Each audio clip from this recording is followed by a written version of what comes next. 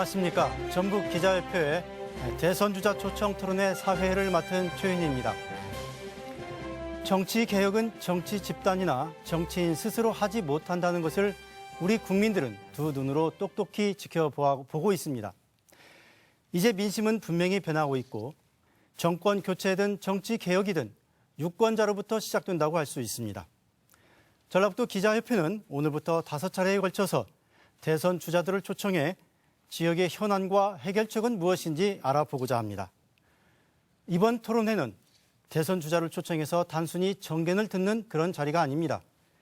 전북에 대한 대선 주자들의 생각을 다그쳐 묻고 또 다짐을 받는 그런 자리가 될 것입니다.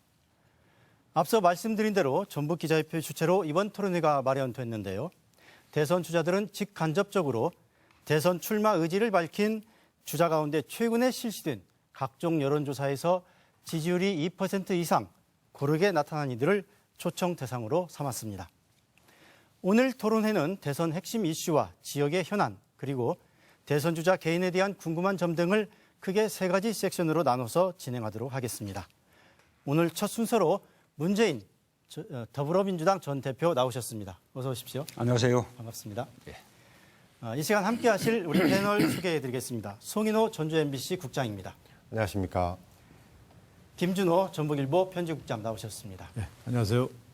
이병문 KBS 전주 KBS 보도국장 나오셨습니다. 안녕하십니까.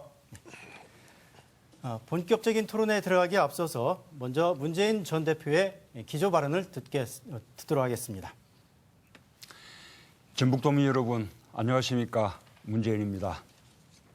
지금 박근혜 대통령과 적폐 세력은 국정농단을 넘어 특권과 헌재까지 농단하고 있습니다. 분노한 국민들은 촛불을 더 높이 들고 계십니다. 어제 맹추위 속에서 전국에서 80만 넘는 촛불 시민들이 대통령의 즉각 탄핵과 특검 연장을 외쳤습니다. 헌법 유린, 국정농단, 적폐 세력은 반드시 법과 역사의 심판을 받아야 합니다. 그래야 새로운 대한민국으로 나갈 수 있습니다. 지금 국민들은 주권자로서 역할을 다하고 계십니다. 이제야말로 정치가 제 역할을 다 할 때입니다. 촛불혁명을 완성시키는 것이 정치가 해야 할 역할입니다. 정권 교체 해내야만 가능한 일입니다. 우리 더불어민주당이 반드시 정권 교체 해내겠습니다. 동학의 고장 전북이 촛불을 더 높이 들어 적폐 청산과 탄핵 완성, 그리고 정권 교체의 길을 더 환하게 밝혀주시기를 부탁드립니다. 고맙습니다.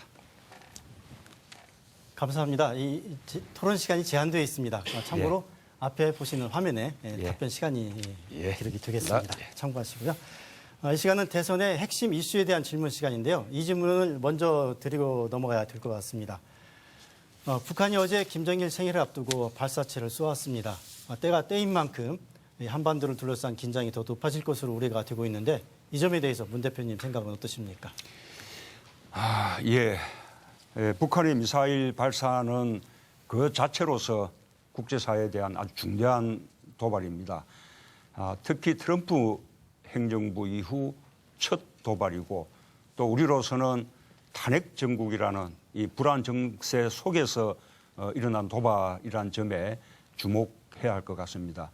여러 번 경고했음에도 불구하고 북한이 아주 이렇게 무모하고 어리석은 도발을 계속하는 데 대해서 강력하게 규탄합니다. 그리고 이런 도발이 계속된다면 북한이 국제사회에서 고립되는 것은 말할 것도 없고, 또 김정은 정권의 앞날까지 예측하기 어려워질 것이다는 점을 경고하고 싶습니다. 혹시라도 북한이 우리의 정세에 무슨 영향을 미치려는 그런 불순한 의도라도 가지고 있다면 우리 국민들이 결코 용납하지 않을 것이라는 점을 분명히 밝혀두고 싶습니다. 네. 거기에 관련해서 제가 한 말씀 여쭈자면요. 지금 이 같은 북한 도발에 대비해서 지금 우리 정부와 미국 간에는 그 사드 배치를 지금 추진을 해왔고, 그리고 최근에는 그 미 국방부 장관이 한국에 와서 연내에는 이 사드 배치를 완료하겠다 이렇게 공식적으로 발표한 바가 있습니다. 따라서 제가 궁금하고 도민들이 궁금하게 여기는 부분들은 문 전 대표의 입장은 그 사드 배치에 대해서 다소 입장이 좀 달라지셨거든요. 그래서 이 자리를 빌어서 확고한 그 사드 배치의 입장이 무엇인지 좀 견해를 좀 저는 가져주시기 바랍니다. 사드 배치가 필요한 절차를 만약에 생략한 가운데 졸속으로 이루어졌다고 생각합니다. 국내적으로 공론화하는 절차가 부족했고 또 대외적으로는 반대하고 있는 중국이나 러시아에 대한 외교적인 설득 노력 이런 과정이 부족했다고 생각합니다. 그래서 그런 절차를 제대로 좀 하면서 합리적인 결정을 할 수 있도록 다음 정부로 최종 결정을 미뤄달라라고 하는 것이 제가 요구하고 있는 입장입니다. 지금 한미동맹 그리고 또 주한미군의 배치는 우리 한국으로서도 안보에 꼭 필요한 일뿐만 아니라 미국의 세계 전략이나 동북아 전략으로도 필요한 일입니다. 양국 간에 함께 이익을 나누는 그런 일이기 때문에 저는 한미 간에 이렇게 충분히 협의를 열 수 있을 것이라고 믿습니다. 네, 다음 질문 저희가 준비한 질문들 드리겠습니다. 송인호 국장 질문해 주시죠. 네. 자, 문 대표께서는 적폐청산을 화두로 삼고 계시죠. 켜켜이 쌓여있는 폐단을 없애겠다는 말씀이신데 그 최순실의 국정농단에서 볼 수 있듯이 현재의 제왕적 대통령제가 문제다라는 이야기도 있습니다. 그래서 헌법을 바꿔야 된다는 얘기가 있는데 문 대표의 생각은 좀 다른 것 같습니다. 아직은 개헌을 얘기할 때가 아니다라고 말씀하고 계신데 자 그렇다면 문 대표께서 생각하시는 지금의 시대 정신은 과연 무엇입니까? 말씀하신 대로 제왕적 대통령의 폐단을 없애는 것 이것이 하나의 시대 정신일 수 있습니다. 그것을 위해서 개헌이 필요하다고 생각합니다. 다만 개헌의 시기는 지금은 적기가 아니고 대선 후보가 대선 때 공약하고 다음 정부 초반에 하는 것이 순리라고 생각합니다. 마침 적절한 시기가 있습니다. 2008년 6월에 지방선거가 있기 때문에 그때 개헌을 위한 국민투표를 함께 한다면 이 국민투표로 인한 별도의 예산 낭비나 국력 낭비를 막을 수 있을 것이라고 그렇게 생각합니다. 저는 개헌의 방향도 중앙권력구조 개편도 생각해 볼 수 있지만 그보다 더 중요한 것은 지방분권 개헌이라고 생각합니다. 중앙에 집중되어 있는 권한들을 과감하게 지방으로 이렇게 분산해서 제가 주장하고 있는 바와 같이 거의 연방제에 준하는 수준의 지방분권 공화국을 이뤄낸다면 저는 제왕적 대통령제 폐단이 상당히 해소될 것이라고 생각합니다. 그에 대해서 책임 총리제 그리고 또 장관 책임제를 더 강화하는 것도 마찬가지로 제왕적 대통령제의 폐단을 줄인 것이고 정부와 국회, 법원 간의 이런 상권 분립을 더 강화하는 것도 역시 한 방법이라고 생각합니다. 네, 다음 이병문 국장 질문. 금방 방금 언급하신 대로 그 지방 분권 문제도 일부 이제 거론을 하셨기는 했습니다만은 결국은 이 제왕적 대통령제라는 것은 중앙과 이 권력을 조금 나누자는 거거든요. 나눠서 국정을 좀 효율적으로 운영하자는 그런 취지고요.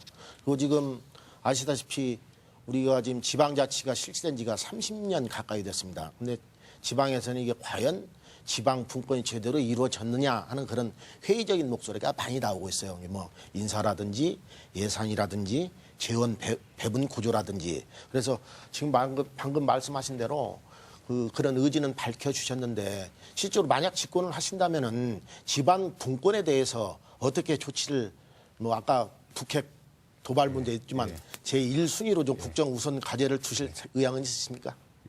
저는 이 지방분권의 핵심이 재정분권, 재정자치권이라고 생각합니다. 지금 그러나 현행헌법상으로는 한계가 있기 때문에 저는 재정분권을 위해서 개헌이 필요하다고 생각하고 그래서 아까 말씀하신 그 개헌 과제 속에 지방분권을 위한 개헌 꼭 들어가야 한다고 생각합니다. 지금 국세와 지방세 비율이 8대 2입니다. 이것을 7대 3을 거쳐서 6대 4까지 그렇게 개선하는 것이 필요하다고 보고 또 중앙으로 집중된 여러 가지 사무들을 전부 지방으로 분산시켜서 지방자치 비율을 40%까지 끌어올리는 것이 필요하다고 봅니다. 네. 김준호 국장. 예, 이건 전 다른 문제 좀 이렇게 정치권의 빅텐트로 관련돼서 좀 질문을 해보고 싶습니다. 최근 들어서 조기 대선 가능성이 높아지면서 정치권의 좀 움직임이 빨라지고 있습니다. 특히 합종 연회이 상당히 본격화되고 있는 것 같습니다. 가장 그 문제는 현재 여론조사에서 선두를 달리고 있는 문재인 전 대표를 견제하기 위한 그 구도 같은데 국민의당 같은 경우 지금 텐트론, 빅텐트론을 주창하면서 문재인 대 반문재인 구도를 형성하려 한다는 분석이 나오고 있습니다. 그런데 지금 계속적으로 이 연대론은 계속 더 확산될 것 같은데 이 빅 텐트론에 대해서 문 전 대표께서는 어떻게 좀 생각하고 입장이 어떠신지? 저는 제가 지금 지지율 1위를 달리고 있고 또 대세라는 말까지 듣고 있는데 이것은 저 문재인의 대세라기보다 정권 교체를 바라는 국민들의 어떤 염원, 그것이 저는 대세라고 생각합니다. 그 염원들이 저를 지지율 1위로 만들어주고 있다고 생각하고요. 그래서 문재인 대 반문재인의 구도가 된다면 이 반문재인은 저는 정권 연장 연대라고 그렇게 생각합니다. 저는 국민들이 정권 교체를 선택해 줄 것이라고 그렇게 확신하고요.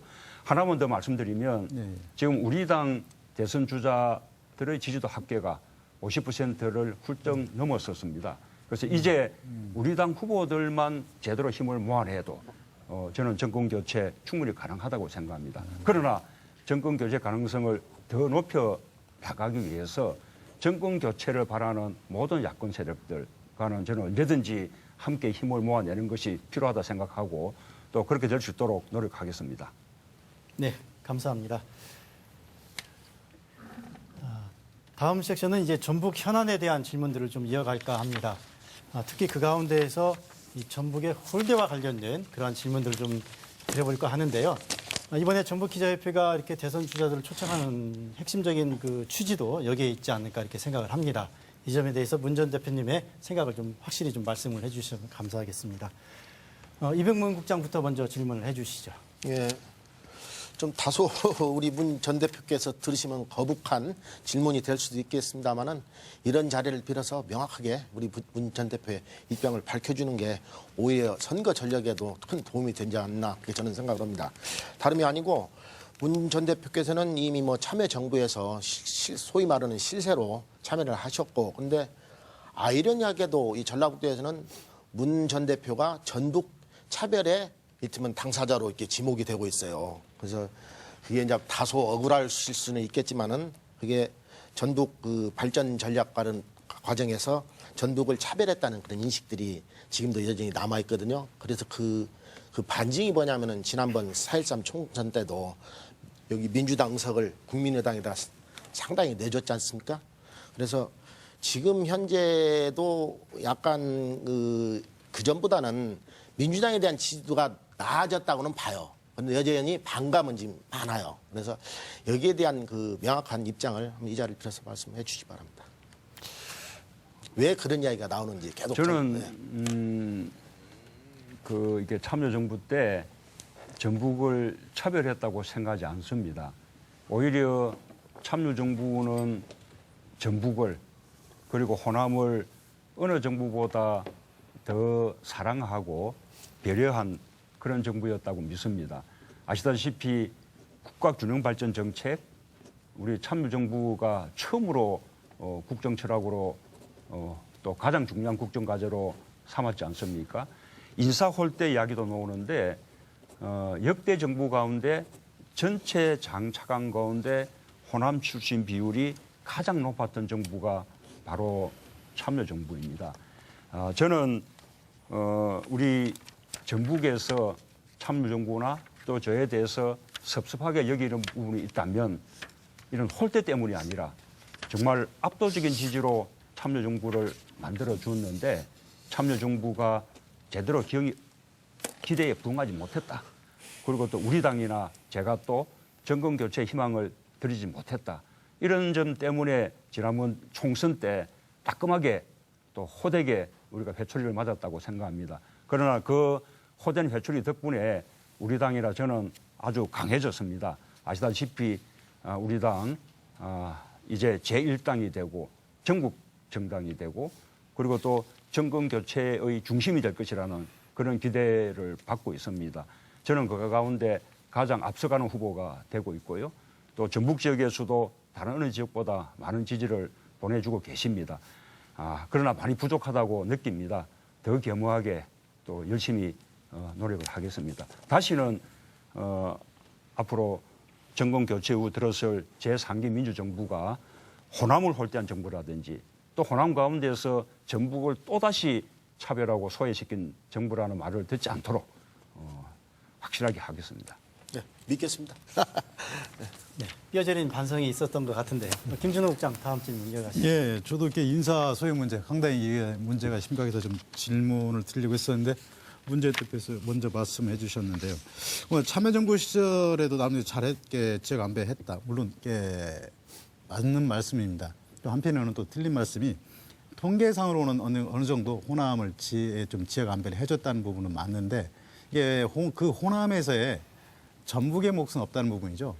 전체 지역가 영남권, PK, TK 그리고 수도권, 충청권, 그다음 호남권으로 이렇게 지역 안배가 참여정부에서 남들이 이루어졌는데 그러나 그 호남 몫에서 전북의 몫은 없다는 부분이죠. 그래서 역차별 문제가 나왔고 나름대로 때 노무현 전 대통령께서 도 90% 이상의 높은 지지를 보였음에도 불구하고 이렇게 좀 제대로 대우받지 못했다, 지원받지 못했다 그런 부분들이 역차별 논란이 나오면서 상당히 도민들의 불만이 커졌던 것입니다.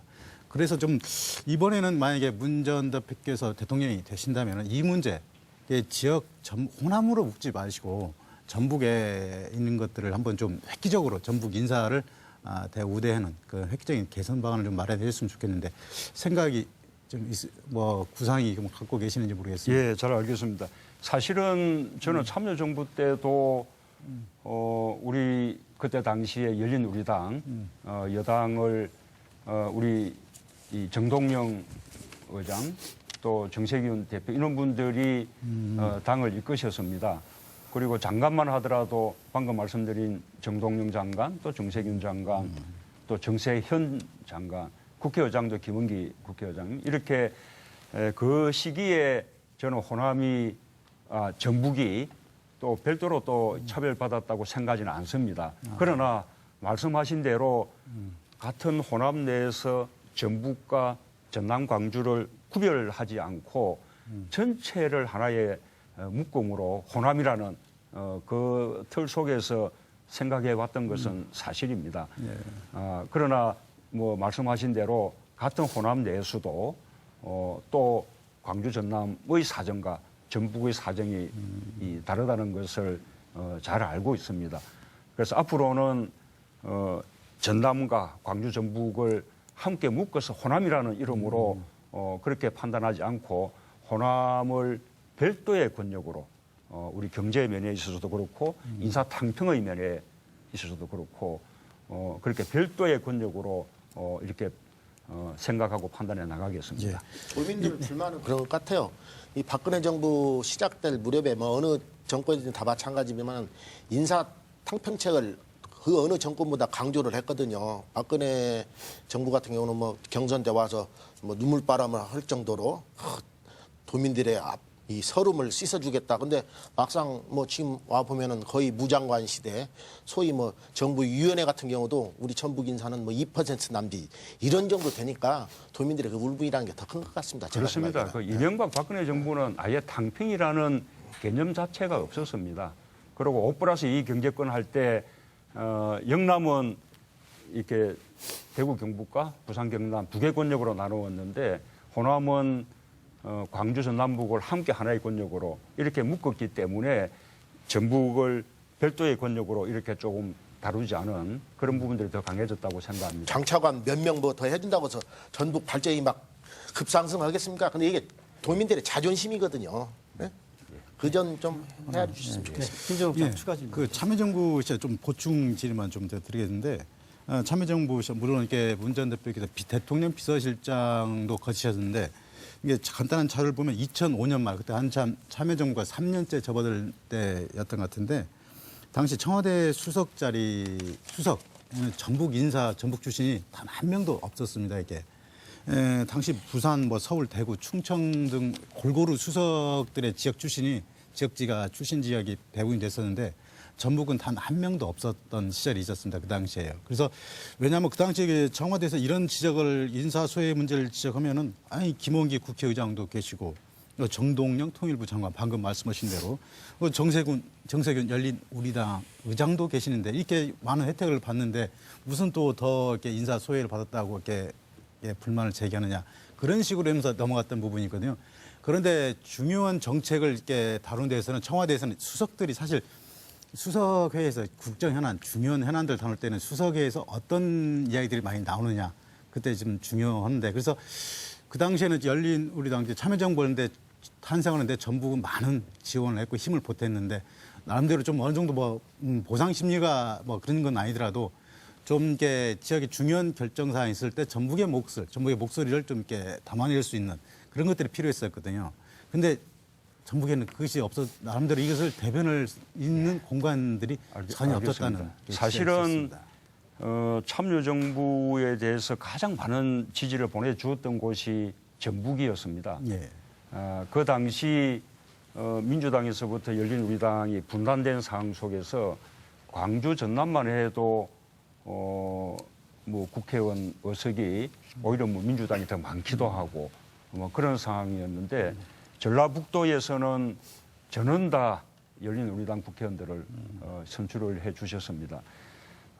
그리고 실제로 또 그때 열린우리당을 우리 전북에서 아까 정동영, 정세균 이런 분들이 이끌고 계시기도 하셨고 그래서 전북에 대한 애정이 사실은 각별했었는데 방금 말씀하신 대로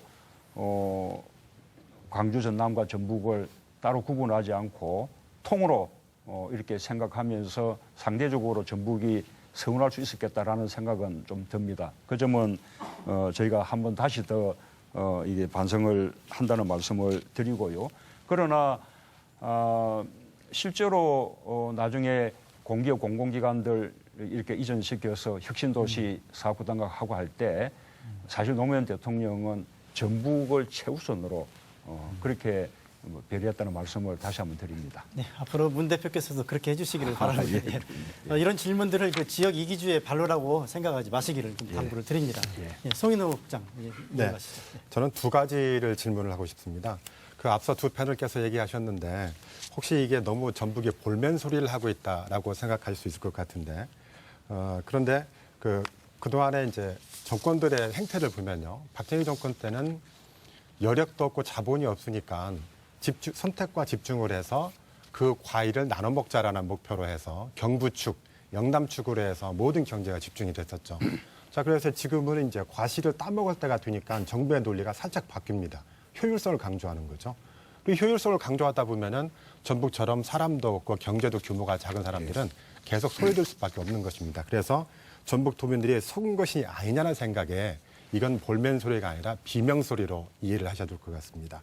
아픈 사람이 비명을 지르지 않으면 옆에 사람은 모릅니다. 자, 문 대표께서는 이런 전북의 소외론에 대해서 어떻게 평가하고 어떻게 생각하고 계신지 그게 궁금합니다. 우선은 근본적으로 박정희 대통령 시절에 말씀하신 대로 국가 불균형 성장 전략을 취했습니다. 우선 수도권 중심의 성장, 그리고 또 경부축 중심의 성장. 그것이 저는 짧은 기간 동안의 고도 성장에 도움되는 면은 있었다고 생각합니다. 그러나 그런 세월이 지속되다 보니 성장의 혜택을 본 지역이 있는 반면에 상대적으로 성장에서 소외되고 홀대된 지역이 있었습니다. 그 점에 대해서 처음으로 반성한 정부가 저는 참여정부였다고 생각합니다. 그래서 참여정부는 국가균형 발전, 지방분권을 가장 중요한 국정목표로 삼았습니다. 왜 그렇게 할 수 있었냐 하면 사실 서울에서는 지방이 보이지 않습니다. 지방 출신들 해도 서울에서 살다 보면 지역을 잊어버립니다. 그러나 노무현 대통령과 저는 지역 사람, 지역에서 살았기 때문에 이대로 가다가는 지역은 다 망한다. 이런 절실한 인식을 가지고 있었습니다. 그래서 국정의 가장 중요한 과제를 이제는 균형 성장 전략으로 전환시키는 것이다. 이렇게 생각해서 국가 균형 발전을 가장 중요한 국정 목표로 삼았던 것입니다. 그러나 5년 만에 이루어질 수 있는 일은 아닙니다. 이것이 10년, 20년 계속 이어나가야 과거의 불균형을 균형으로 바꿔낼 수 있는 것인데 이명박 박근혜 정부가 다시 또 거꾸로 가버리고 다시 또 수도권 규제를 완화하고 이런 식으로 해서 우리 전북의 소외나 홀대가 해소되지 못한 것이라고 생각합니다. 아까 말씀드린 대로 그런 불균형, 이 성장에서의 소외, 홀대 가운데 저는 전북이 더더욱 더 많은 소외를 겪었다고 생각합니다. 앞으로 그 점을 시정하는데 가장 중요한 국정 목표로 삼고 저는 만약에 이번에 정권 교체해낸다면 다음 제3기 민주정부는 참여정부 때보다 훨씬 더 강력하고 발전된 국가균형 발전 그리고 지방분권 정책을 펼쳐나가겠다라고 약속드립니다. 네, 그 전북이 피해 지역이라는 데는 공감을 하신다라는 말씀이시고요. 자, 다음에는 전북 홀로서기에 대해서 한번 또 말씀을 드릴게요. 자, 이런 전북이 이번에는 정부의 권역별 발전에서 또 손해를 봅니다. 호남권이라는 이름으로 대부분의 지원이 광주, 전남에 집중이 되거든요. 그래서 전북권을 하나로 별도의 권역으로 설정해달라는 요구가 있습니다. 이 점에 대해서는 타당하다고 보십니까? 예, 이 부분은 아까 제가 말씀을 드린 바가 있는데 이명박 정부에서 5+2 이렇게 경제권 뭐 이렇게 설정하면서 영남은 대구, 경북과 부산, 경남 두 개 권역으로 나누면서 우리 호남은 전체를 하나의 권역으로 이렇게 하면서 전북이 그 내에서는 또다시 또 홀대된다는 인식이 있었던 것으로 알고 있습니다. 그래서 전북을 앞으로 별도의 권역으로 우리 경제 면에서나 또는 인사탕평의 면에서나 그렇게 해나가겠다는 약속을 드립니다. 네, 지금 여러분께서는 전북기자협회가 주최한 대선주자 초청 토론회와 함께하고 계십니다.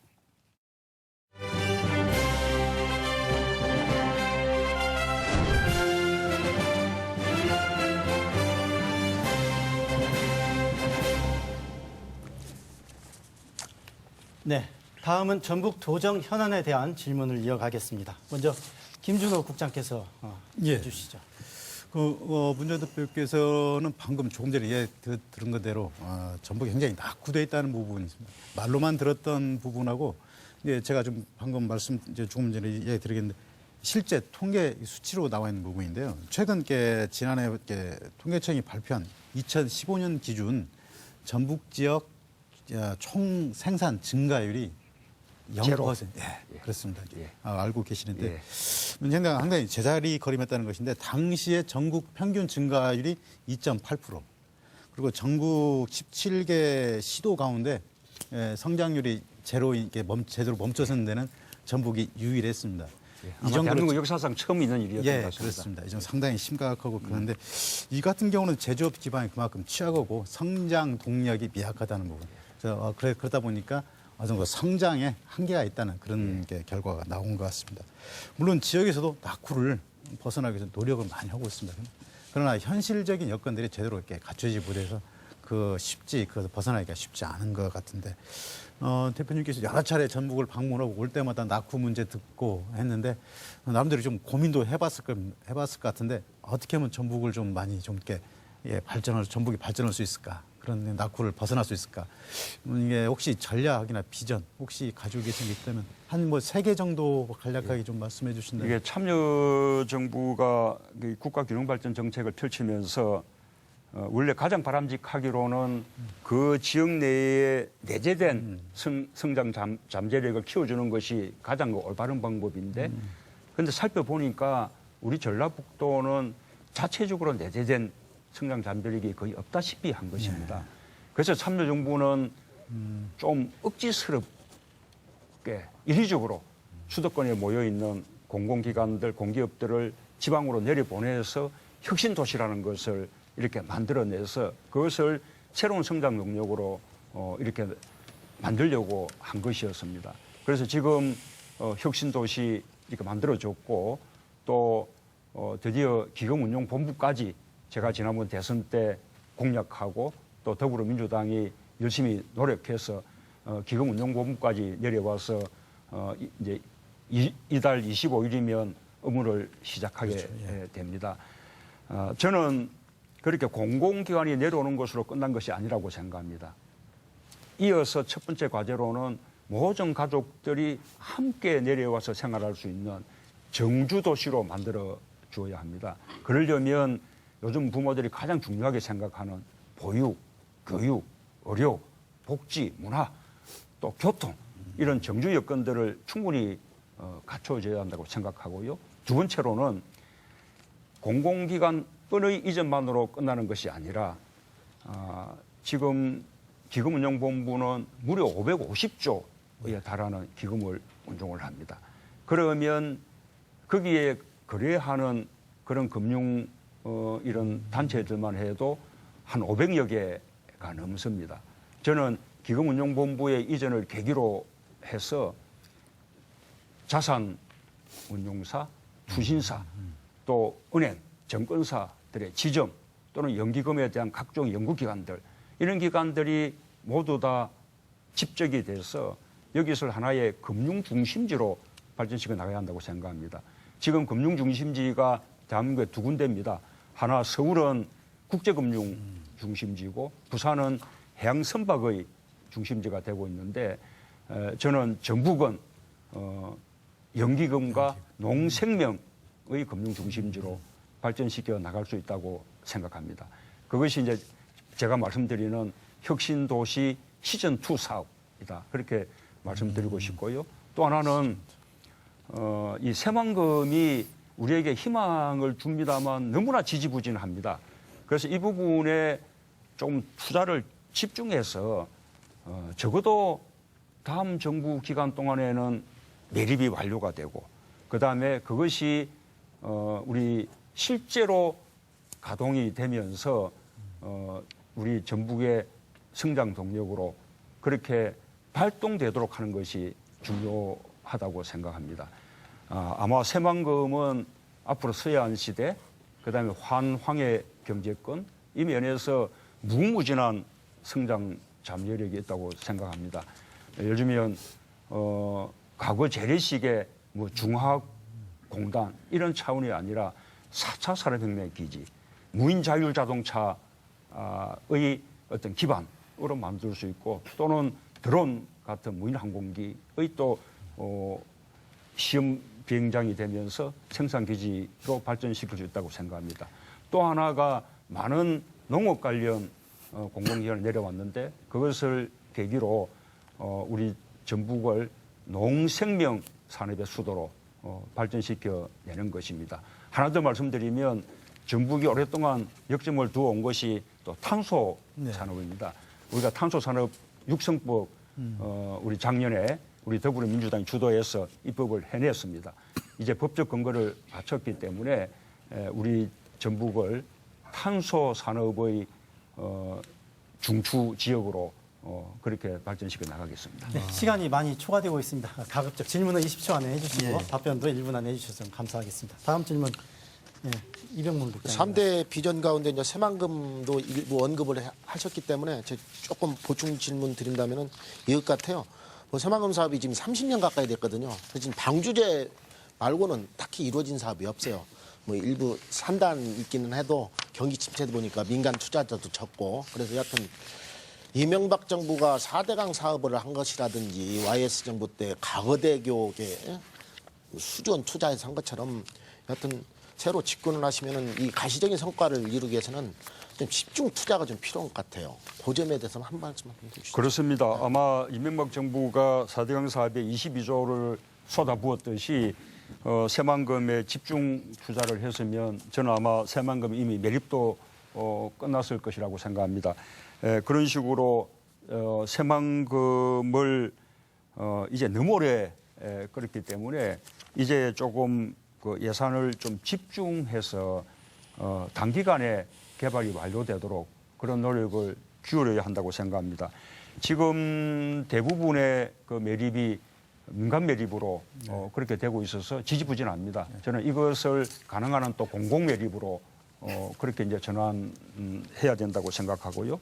또 한편으로는 그런 뭐 매립 공사 같은 경우에 지역 업체들이 지역 건설 업체들이 보다 많이 참여할 수 있도록 그렇게 또 제도화한다면 그것이 주는 지역 내 연간 효과도 최대화 할 수 있을 것이라고 생각합니다.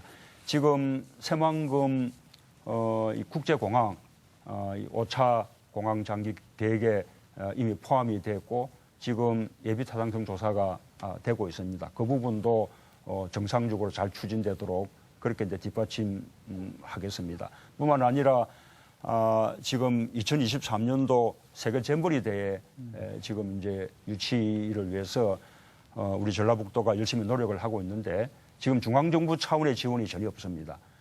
그래서 정권 교체가 되고 나면 중앙정부에서도 집중적으로 노력해서 잼버리 대회가 유치될 수 있도록 그렇게 지원하겠습니다. 만약 그것이 되면 새만금의 미래 비전에 대해서 세계에 알리는 데도 도움이 되고 또 새만금에 대한 관광 어떤 사업들을 촉진하는 효과도 있고 저는 또 국제공항의 건설을 촉진하는 그런 효과까지도 아울러서 거둘 수 있을 것이라고 생각합니다. 송영호 국장. 아울러서 새만금에 대해서 또 지금 추가 질문 하나 드리겠습니다.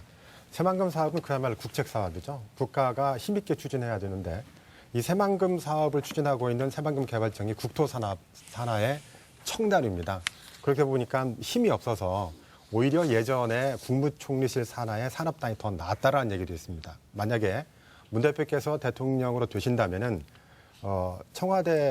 청와대에서 그 새만금 사업을 대통령 직속으로 바꿀 생각은 있으신지 예를 들면 구체적인 예를 들면은 새만금 수석을 만든다든가 뭐 구체적인 방법이 있겠죠. 이 점에 대해서는 어떻게 생각하십니까?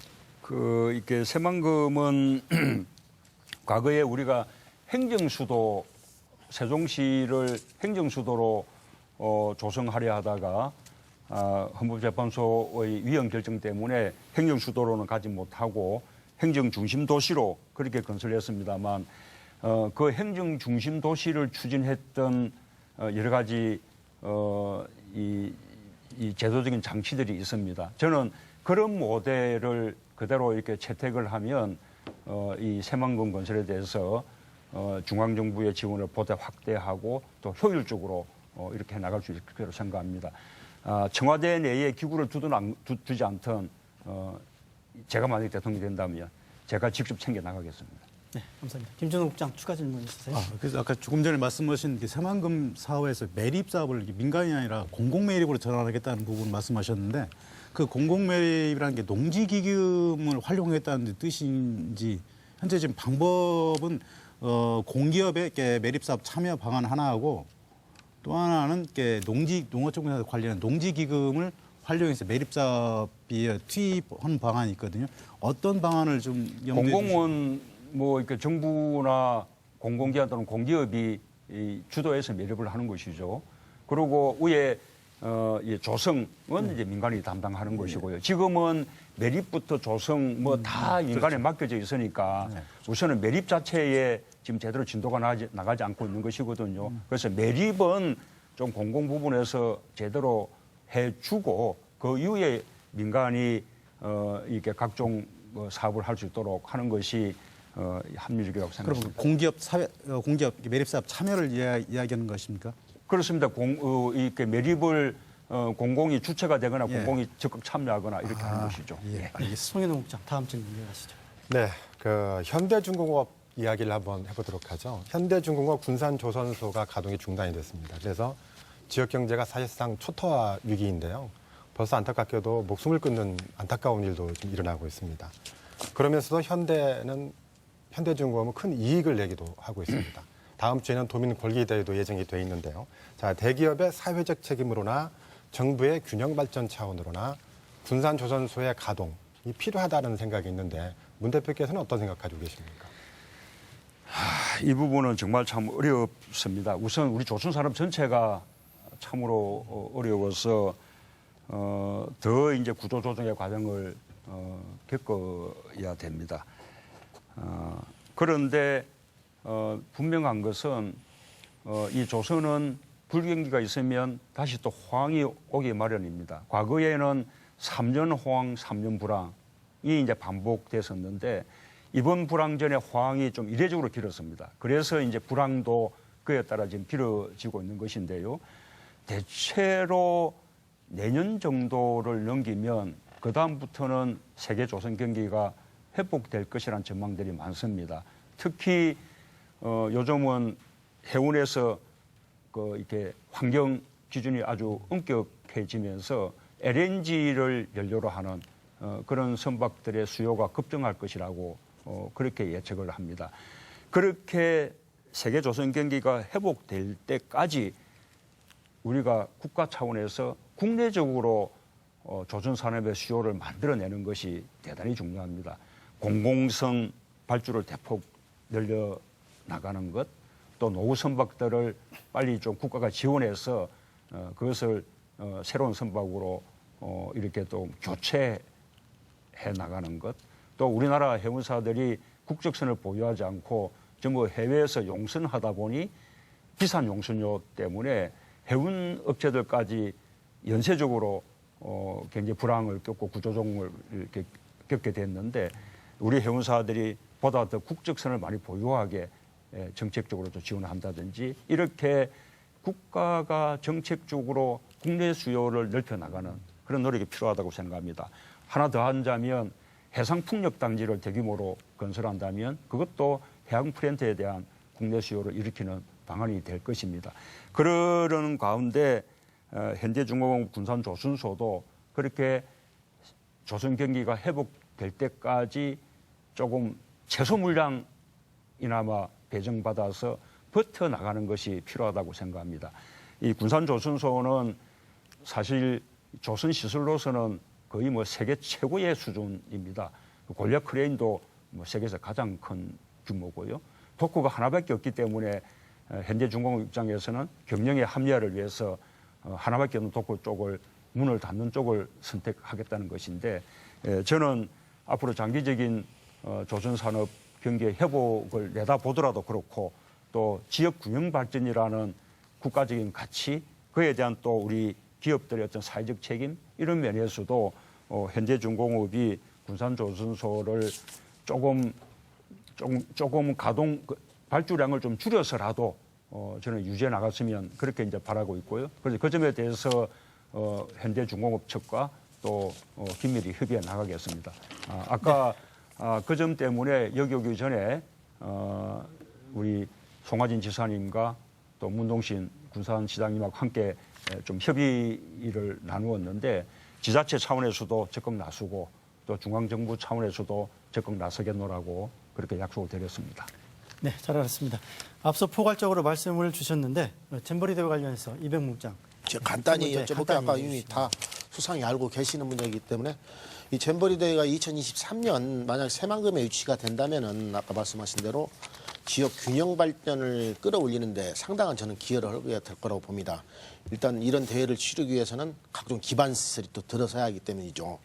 근데 지금 보면은 아까 지적했다시피 탄핵 정국 속에 이제 국정 공백 사태가 빚어지다 보니까 지금 마침 정부가 좀 이게 주도적으로 나서야 하거든요. 근데 자치단체는 여지껏 뭐 송하진 도지사가 약간 논란은 있습니다만은 뭐 세계 곳곳을 누비다시피 굉장히 유치 활동을 벌여왔어요. 엊그제사 지난 9일에 정부 차원의 유치 발대식이 구성된 걸로 있습니다. 여하튼 지금 8월 달에 결정이 되니까 이미 굉장히 화급한 상황이거든요. 근데 지금 당장에 집권을 하신다 하더라도 뭐 이거 속단할 문제는 아니지만은 또 늦을 수도 있고 그래서 일단 국회 차원이라든지 이런 데서 좀 뭐 결의문책이라든지 해서 좀 힘을 한번 좀 실어줄 필요가 있지 않냐는 생각이에요. 그리고 그 이후에 이제 또 기회가 되면은 뭐 대표께서 집권하신다면은 폴란드를 직접 가신다든지 네. 그렇지 않으면 뭐 특사라도 보낼 수 있는 거 문 대표님 아니겠습니까? 답변. 예, 그렇습니다. 이게 원래 이 세계 대회를 유치할 때는 지방 정부 차원의 노력에 대해서 중앙 정부에서도 적극적으로 이렇게 지원을 해야 되는데 지금 현재 정부는 전혀 그런 지원 활동을 하지 못했습니다. 그런 가운데 8월 달로 결정 시한이 지금 임박해 왔습니다. 그래서 정권 교체가 된다면 다음 정부는 출범 초부터 이 부분에 각별한 관심 가지고 그동안 시간을 많이 그냥 허비한 만큼 더 집중적인 노력을 해나가겠습니다.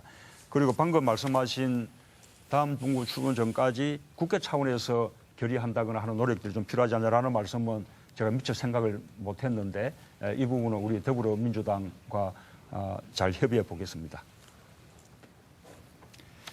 네, 앞서 문 대표께서 말씀을 잠깐 해주셨는데 탄소 산업 관련해서 질문 짤막하게 좀 해주시기 짧게 바랍니다. 문 전 대표께서 탄소 산업 상당히 많이 알고 계시고 중요성도 알고 계신 것 같습니다.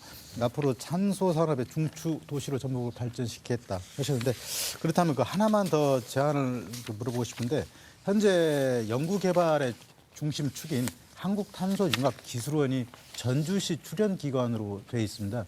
이 상당히 연구 노하우나 인력들이 상당히 수준이 높은데 이 기관을 정부 출연 기관으로 승격시킬 의향은 없으신지 앞으로 대통령이 내신다면 현재 자치단체 출연 기관인데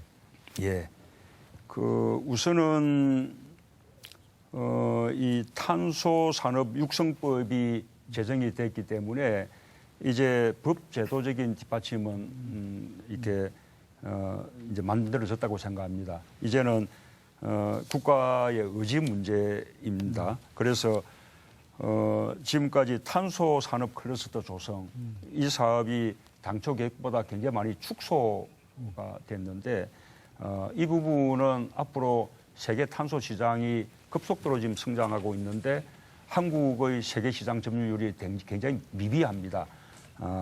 말하자면 이 세계 어떤 선진국보다 많이 뒤처진 상황이기 때문에 우리가 탄소 산업의 세계 경쟁력을 확보하는 차원에서라도 탄소 산업 프로젝트 조성 사업을 좀 당초 취지에 가깝게 더 이렇게 확대시켜 나가도록 하겠습니다. 또 한편으로 탄소 섬유 국가 산업단지 조성 이것이 지난번 예비 타당성 조사에서 말하자면 이제 인정되지 못했는데 다행히 그 예비 타당성 조사를 지금 새롭게 지금 신청을 해두고 있는 그런 상태입니다. 그래서 이것을 제대로 이렇게 잘 되게 해서 탄소 밸리 조성이 되도록 하겠고 또 방금 연구기관들도 그래서 국책 연구기관으로 그렇게 뭐 투자하거나 전환하는 것까지도 적극적으로 검토하겠습니다. 네. 송인호 국장님, 금융허브 관련해서 질문 답변 좀. 앞전에 전북 발전 비전 제시 항목에서 전북을 기금운용본부를 이용한 금융허브로 만들겠다는 포부를 말씀하셨는데요. 국민연금공단 기금운용본부가 들어와서 기대는 됩니다만은 사실 걱정되는 부분도 있습니다. 기금운용본부라는 큰 물고기를 갖다 놨다고 해서 이게 보통 다 성공으로 이어지는 건 아니거든요. 생태계 조성이 필요한데 이 생태계 조성이라는 것도 서로 기금운용본부와 은행, 증권사들이 서로 필요한 게 있어서 서로 나누는 게 있어서 성장을 하게 될 텐데 이런 생태계 조성 어떻게 해나갈 생각이십니까? 사실은 이 기금운용본부가 운용하는 기금의 규모가 막대합니다. 지금 현재 550조 세계 3대 기금에 해당하는데요. 빠른 속도로 늘어나갑니다. 2020년 좀 되면 800조, 그다음에 2040년 되면 무려 2,500조가 넘는 규모로 이렇게 이제 늘어나게 됩니다. 그래서 저는 기금운용본부가 내려온 것 자체만으로도 우리 전북 경제에 큰 도움이 될 거라고 생각합니다. 그러나 거기에 멈춰서는 안 되고 이것을 계기로 우리 전북을 하나의 제3의 대한민국 금융 중심 지역으로 그렇게 발전시켜 나갈 필요가 있다고 생각하는 겁니다. 그렇게 하려고 그러면 연기금과 관련된 연간 연구기관들도 이쪽으로 함께 모으고 그다음에 또 아까 말씀드린 대로 이 투자운용사라든지 또 투자금융사라든지 자산운용사 또 각종 은행 증권사들의 지점들 이런 연관된 기관들을 하나로 모아내는 그런 노력들을 기금운용본부 차원에서도 하고 또 정부에서도 적극적으로 뒷받침해야 한다고 생각합니다. 지금 나주 혁신도시의 경우에는 한전이 내려가고 간 이후에 한전과 관련이 있는 에너지 관련 기업들이 지금 무려 170개 정도 이렇게 걸로 모였습니다. 2020년까지 무려 500개의 에너지 관련 기업들을 그쪽으로 집중시키겠다는 계획입니다. 그 계획을 중앙정부의 지원 없이 오로지 한전과 전라남도 지방정부 차원의 노력만으로 해낸 성과입니다. 중앙정부가 적극적으로 나선다면 훨씬 더 속력 있게 또 효율적으로 해낼 수 있을 것이라고 생각합니다. 네, 시간이 많이 초과되고 있습니다. 가급적 질문을 짧게 해주시기 바랍니다. 다음에 저 세 번째 섹션으로 전북 현안에 대한 질문을 이어가도록 하겠습니다. 이병국 국장 질문해 주시죠. 시간이 적어서 자꾸 질문을 짧게 하라고 하니까 간단히 말씀드릴게요. 어제는 KTX를 타고 오늘은 오셨는데 가끔 오시면은 전북에서 민박 같은 시설을 이용하신다고 들었어요. 호텔보다는. 설령 호텔을 만약 이용하신다 하더라도 아니 문 대표께서는 호텔 잡기가 쉽지 않았을 겁니다. 왜냐하면 호텔이 많지 않아요. 대형 호텔이. 비근한 예로 지금 한옥마을 같은 경우도 연간 한 600~700만 명 정도 앞으로 더 올 겁니다. 그런데 불구하고 이런 시설들이 없으니까 그냥 스쳐 지나가는 관광지가 되고. 근데 아까 말씀하신 대로 앞으로 미래 우리가 먹고 살려면은 4차 산업혁명을 육성해야지만 또 이 관광이 상당한 먹거리 아닙니까? 특히 전북같이 뭐 다른 게 없는 데는 이 관광 육성을 많이 시켜야 하거든요. 근데 뭐 비근한 예로 가끔 오시다 보시면 전주역 한번 보셨어요? 사람 많이 오면 앉을 자리가 없어요. 옹색역이 짝이 없어요. 그럴 정도로 이 인프라는 거의 제로입니다. 제로. 물론 정부가 나서서 뭐 역사 지어주고 호텔 지어줄 수 있는 문제는 아니라고 봅니다. 그런데 국가 전체의 관광 경쟁력을 위해서라도 어떤 세제 지원이라든지 육성책은 반드시 집권하면 마련돼야 하지 않느냐 그런 생각입니다. 거기에 대해서 말씀해 주시죠. 사실 저도 뭐 전북에 오면 특히 전주에서는 한옥마을에 묵고 하는데 정말 참 좋습니다. 이게 하나 말씀드리고 싶은 것은 우리 전주를 전통문화 중심 도시로 지정하고 또 한옥마을에 대해서도 체계적으로 이렇게 지원한 것이 또 참여정부였다라는 말씀도 좀 드리고 싶고요. 우리 전북은 관광 어떤 산업을 발전할 만한 그런 여건들이 참으로 좋습니다. 우리 이제 자연적으로는 지리산과 덕유산 그런 산과 또 아주 아름다운 서해안을 가지고 있고 또 문화적으로도 전주를 중심으로 한 전통 문화 그래서 이 자연과 문화의 결합 이런 것이 이 관광 산업의 이렇게 밑바탕이 될 수 있다고 생각합니다. 그래서 이 전주 한옥마을을 중심으로 한 이런 전통 문화를 제대로 활용하는 것과 더해서 또 앞으로 새만금에도 아주 대대적인 아주 넓은 관광 단지가 마련될 것이기 때문에 특히 중국 관광객들이 많이 이용할 수 있는 그런 이제 관광 산업으로 발전해 나갈 수 있다고 생각하고요. 또 아까 말씀드린 대로 기금운용본부 이전을 계기로 이쪽을 금융 중심지로 성장시켜내면 그 가운데 마이스 산업이 이제 또 함께 발전해서 그 속에서도 이 관광을 활성화할 수 있는 그런 계기가 된다고 생각합니다. 아까 말씀하신 잼부리대까지 유치할 수 있다면 우리 전북의 관광을 활성화하는 데 더 큰 도움이 될 것이라고 생각합니다. 네, 지금 여러분은 전북 기자협회가 마련한 대선주자 초청 토론회 문재인 전 대표와 함께하고 있습니다.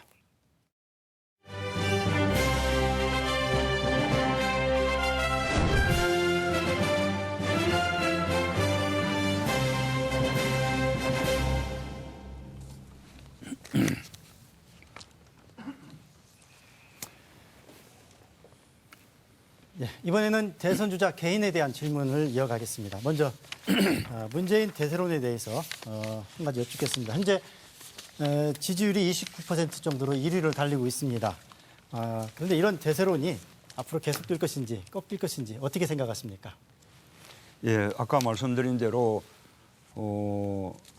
저는 이것이 제 개인에 대한 대세론이라고 생각하지 않습니다. 정권 교체가 대세인 것이죠. 이 정권 교체 염원들은 갈수록 커져가고 있다고 생각합니다. 그것을 우리가 확인할 수 있는 것은 우리 당 대선 주자 전체의 지지도 합계가 갈수록 높아지고 있습니다. 저 개인의 지지도만 높아지는 것이 아니라 그러니 이제 우리 당 대선 주자들 간에 제대로 힘만 모아낸다면 저는 정권 교체 충분히 해낼 수 있다. 그렇게 좀 자신 있게 말씀드리고 싶고요. 우리 당 대선 주자들의 힘을 하나로 모아내는 것이 또 제가 해야 될 과제라고 생각합니다. 우리 당에서 함께 경쟁하는 대선 주자들 또 이미 이제 불출마를 선언했던 박원순 시장이나 김부겸 의원 또 뿐만 아니라 우리 전북이나 또 광주 전남에도 비록 출마 선언을 하지 않았을 뿐이지 만약에 나섰다면 뭐 그분들 못지않게 지지받을 수 있는 우리 당내 지지자들이 여러분 계십니다. 이런 분들과 함께 힘을 모아서 정권을 교체하고 또 이런 분들과 함께 힘을 모아서 국정을 운영하고 또 이분들이 또 국정의 경험도 다 한 번씩 이렇게 경험해 보아서 다음에 더불어민주당 정부가 계속되어 나가게끔 하는 역할을 제가 하고 싶습니다. 네, 잘 알았습니다. 다음 이병문 국장. 네, 대세론과 관련된 뭐 질문이라기는 하지만은 지난 우리 총선 과정에서 문 대표께서는 호남이 지지를 거두면은 정치일선에서 물러나겠다 이런 말씀하셨어요. 그리고 대선도 불출마하겠다 이게 배수로 진을 치신 건데 총선 결과는 아쉽게도 이를테면은 국민한테 석패를 했거든요. 대패를 했어요. 근데 그 이후에 이런 입장을 명확하게 밝힌 적이 없어요. 근데 도민들은 문 대표가 선거 때는 살짝 그 말씀 하시고 난 다음에 그런 입장을 발표를 안 하시니까 네. 궁금하게 생각하시거든요. 시간이 있을 거니까 답변 부탁드립니다. 예. 제가 그 거취를 뭐 총선 결과에 건 것은 아니었고요. 이제 호남에서 저희된 지지를 거두신다면 저는 뭐 대선 출마는 말할 것도 없고 정치에서도 물러나겠다는 말씀을 드렸는데 그것은 지금도 저의 진심입니다. 실제로 호남의 지지 없이 어떻게 정권 교체가 가능하겠으며 또 호남의 지지 없이 어떻게 야권의 대표 선수가 될 수 있겠습니까? 다행스럽게 지금 호남에서 그래도 지지를 보내주고 계셔서 이 정권 교체 해낼 수 있다라는 그 자신감이 많이 커졌습니다. 더 열심히 노력해서 우리 호남에서도 또 전북에서도 더 지지받을 수 있도록 그렇게 노력을 기울이겠습니다. 지난번 총선 때 저희가 맞았던 아주 호된 그 회초리는 저희 당을 아주 더 튼튼하고 강하게 해주는 그런 아주 좋은 약이 되었다고 생각합니다. 네, 김준호 국장 다음 질문. 예, 지금 현재 각종 여론조사에서도 마찬가지뿐만 아니라 전북에서도 문 전 대표 지지율은 상당히 높습니다. 그래서 이런 전북의 민심을 현재 어떻게 해석하고 있는지 좀 궁금해서 좀 물어보고 있는데 예전에 좀 고인 대신 노무현 전 대통령께서 당선자 신분으로 전북대 와서 토론회에 참석한 적이 있습니다. 그때 토론회에서 하신 말씀이 전북이 90% 이상의 압도적인 지지를 해줬지만은 부산, 내 고향인 부산, 경남, 울산의 29% 지지보다 표수는 적다라고 좀 이렇게 말씀하셨고 또 며칠 다음 후에 대선에서의 경쟁자였던 이회창 후보하고의 그 승리 과정을 이야기하면서 이회창 후보가 싫어서 나를 지지한 것이지 내가 좋아서 지지한 건 아니다라고 그런 발언을 하면서 상당히 논란이 됐습니다. 뭐 이것은 여러 가지 상황 논리가 있겠지만은 아마 기본적으로 노 전 대통령의 전북에 대한 기본 인식을 엿볼 수 있는 대목이라는 부분 상당히 논란이 됐었고 도민들 입장에서는 이게 도민들에게 지지를 진정한 마음을 폄하하고 무시하는 거 아니냐. 그래서 상당히 좀 상처를 받은 적이 1분 있는데. 30초 안에 좀 말씀해 예. 주십시오. 네. 뭐 저도 지난번 대선 때 우리 전북에서 지지를 많이 받았습니다. 또 그때 제가 실명시켜 드렸는데도 불구하고 요즘 또 다시 또 저에게 이 기대와 지지를 보내주고 계셔서 저는 전북 도민들께 다시 한번 감사드리고 싶습니다. 아까 노무현 대통령의 발언은 저는 그런 뜻이 아니었을 겁니다. 그만큼 전북이 가치가 없다는 뜻이 아니라 인구가 더 많은 쪽의 저쪽 경상도 지역의 지역주의가 너무 이제 아쉽다. 그런 지역주의를 꼭 타파해야겠다. 아마 그런 뜻으로 하실 말씀이 아닌가 그렇게 생각하고요. 노무현 대통령의 호남 사랑은 좀 각별했습니다. 아시다시피 자기 출신 지역에서는 돌아가실 때까지 지지받지 못했습니다. 그래서 호남을 정치적인 고향이라고 그렇게 여기지 않았습니까? 특히 전북은 그 시기에 전폭적으로 참여정부를 출범시켜주고 또 참여정부를 지지해 주셨기 때문에 전북에 대한 고마움은 더더욱 각별했습니다. 네. 송기동 부장 20초 안에 질문 네. 주십시오. 네. 농도인 전라북도 입장에서 가장 중요한 문제이기도 한데요.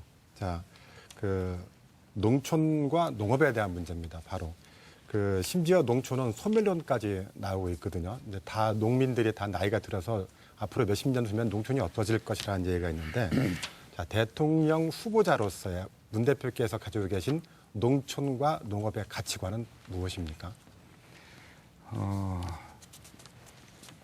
이게 또 정말 가장 어려운 문제고 가장 답답한 문제 가운데 하나입니다.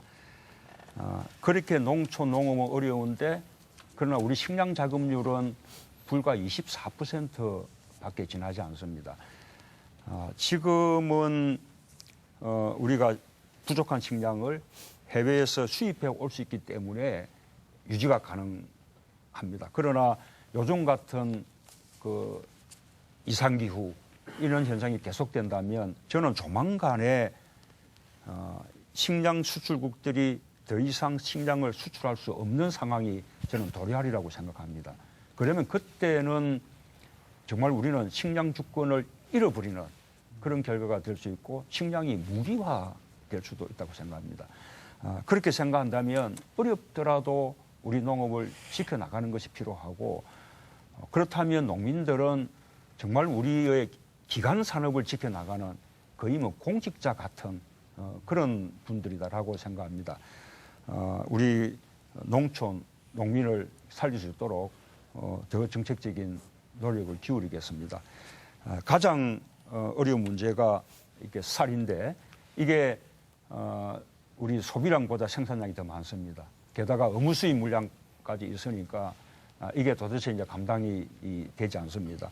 그래서 첫 번째 하나의 대책으로는 저는 가급적 이 논을 다른 용도로 전환시키는 것이 아니라 논을 유지한 가운데 거기에 고구마라든지 뭐 콩이라든지 이런 대체 작물을 재배하게 하고 그 대체 작물 재배로 인해서 벼를 재배하는 경우하고 어떤 차익이 발생한다면 그 손해를 국가가 보전해주는 그런 제도가 필요하다 생각하고요. 보다 궁극적으로는 이런 문제를 생각하더라도 역시 남북 관계가 풀리는 것이 근원적인 해법이라고 생각합니다. 우리가 남는 그런 쌀은 북한의 지하 광물과 이렇게 교환해낼 수 있다 그러면 우리로서는 북한의 광물이나 히토류를 국제시장보다 훨씬 더 저렴하게 이렇게 구입할 수 있는 수단이 되어서 우리 경제 전체에도 도움도 되고 또 우리 농민들에게도 도움이 되고 되지 않을까 생각합니다. 네. 앞으로 당내 경선을 앞두고 계신데요. 안희정 충남지사 또 이재명 성남시장에 대해서 간단히 좀 장단점을 평가를 해주신다면요. 저는 그분들의 지지도 상승이 아주 반갑습니다. 기쁘고요. 왜 그런가 하면 우리의 외연이 확장되는 것이고 우리 당 전체의 파이가 커지는 것입니다. 그만큼 정권 교체 가능성을 높여주는 것이죠. 그 두 분은 다들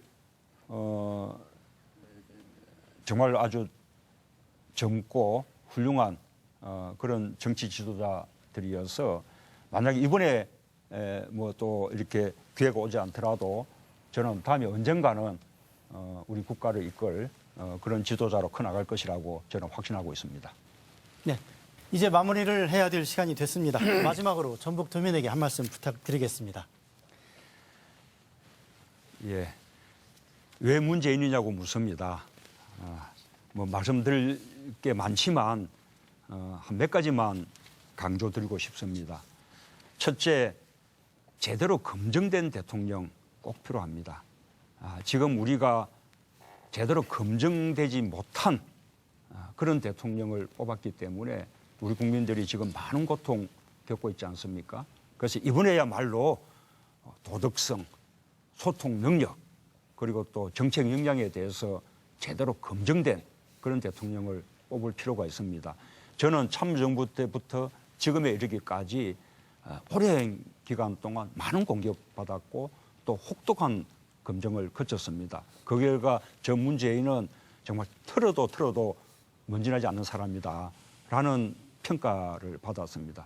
그렇기 때문에 부정부패 척결, 또 정경유착 청산 이런 면에서도 저는 적임자라고 생각합니다.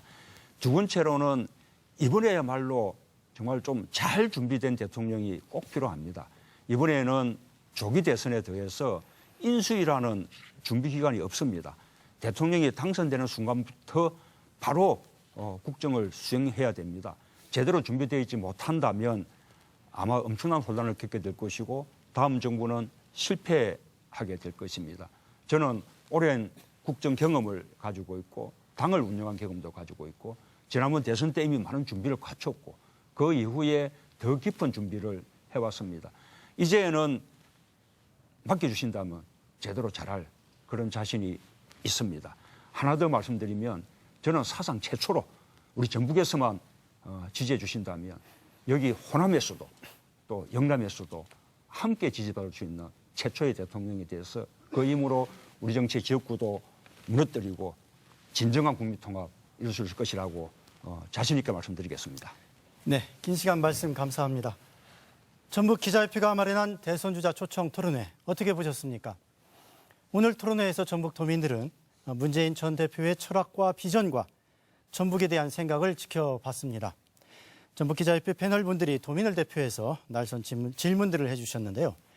이번 토론회를 통해서 대선 주자들이 전북의 미래를 더 많이 고민하는 그러한 기회가 되기를 바라면서 오늘 토론회를 마치도록 하겠습니다. 함께해 주신 토론자 여러분, 출연해 주신 문재인 전 대표님, 시청해 주신 도민 여러분 감사합니다.